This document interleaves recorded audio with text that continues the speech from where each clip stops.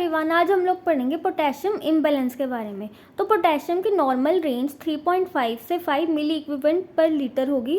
Imbalance में hyperkalemia and hypokalemia. Hyper is increase plasma potassium level and hypo is decrease plasma potassium level. So causes of hyperkalemia could be renal failure. In case जब GFR low होगा तो kidney इतना ज़्यादा potassium का load excrete नहीं कर पाएगी, उस केस में हाइपरकैलीमिया होगा।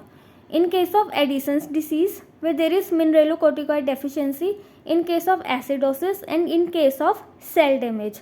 Symptoms can be cardiac arrest, change in electrocardiogram, cardiac arrhythmia, muscle weakness, paresthesia, which is abnormal tingling sensation.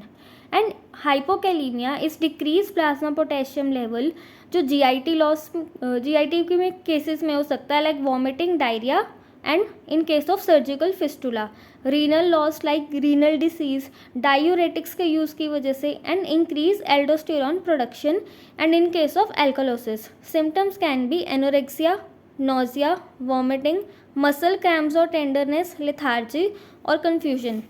तो इसका केस किस फॉर्म में आ सकता है? That a 50-year-old man was presented in OPD with the complaints of vomiting, diarrhea and past history of surgical fistula. Lab report revealed increased plasma potassium level.